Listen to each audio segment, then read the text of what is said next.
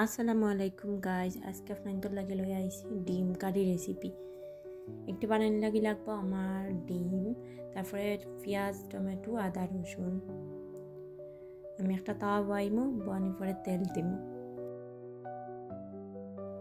তেলটা গরম হওয়ার অপেক্ষা করবো। গরম হয়ে গেলে ডিম ভাঙ্গিয়া রেডি করে রাখবো। এখন ডিমটা পোচ করার লাগে দিলাম তেলের মাঝে। হালকা একটু লবণ এবং হালকা একটু কারি পাউডার দিমু ডিম পুজোর উপরে, যাতে ডিমের স্বাদটা বাড়ে। চাইলে গুঁড়ামরিচও দিতে পারো না, তবে আমি গুঁড়ামরিচ এড করছি না। এক পাশটা হালকা হইলে আর এক পাশটা উল্টাইয়া দিম, যাতে দুনো পাশটা হালকা হালকা হয়ে যায়। ডিমটা হয়ে গেলে এখন আমি নামাইয়া রাখবো। একে একে সব ডিম পোচগুলো আমি সরিয়া রাখি দিম।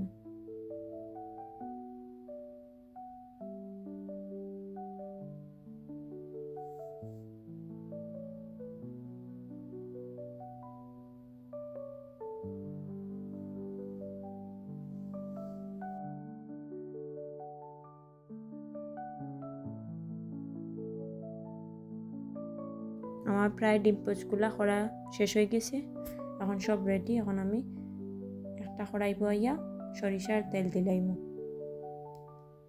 তারপরে দিমু ডালচিনি, এলাচ এবং জিরা।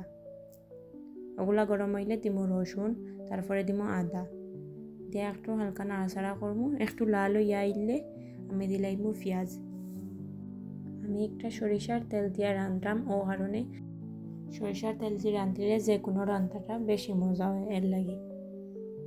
তারপর আমি পেঁয়াজটা নাড়াচাড়া করা বাদে যখন একটু ভিজি আইব তখন আমি মশলা দিলাম। প্রথমে দিমু ধনিয়ার পাউডার, তারপরে দিমু কারি পাউডার এবং গুঁড়ামরিচ স্বাদ মতো, তারপরে হলুদ দিয়ে আবারও নাড়াচাড়া করবো মশলাটার মিক্স হওয়া পর্যন্ত। তারপরে দিম পরিমাণ মতো লবণ দিয়ে আবারও নাড়াচাড়া করি 5 মিনিটের লাগে ডাকিয়া দিলাম। 5 মিনিট পরে যখন মশলাটা একটু কষানি হয়ে যাব, তারপরে দিমু টমেটো এড করার পরে আবারও আমি নাড়াচাড়া করবো। মশলাটা ভালো করে কষাইতে হইব। মশলাটা যত বেশি কষানি হইব তত মজা হইব। এরকম কষানি হয়ে গেলে তারপর আমি পানি এড করবো। পানি এড করার পরে এখন আমি দিলাম ভাজিয়া রাখা ডিমগুলা।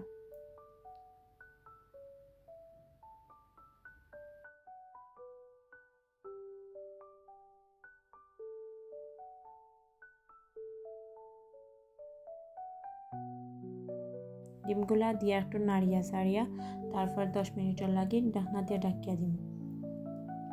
তারপরে 10 মিনিট পরে আমি ঢাকনা উল্টাইব।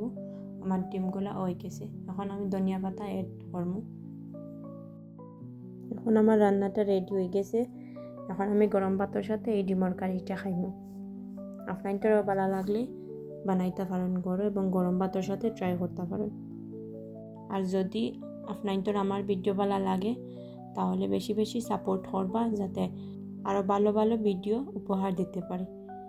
তাহলে বন্ধুরা কমেন্ট করো, লাইক করো, শেয়ার করো এবং সাবস্ক্রাইব করিয়া পাশে থাকো।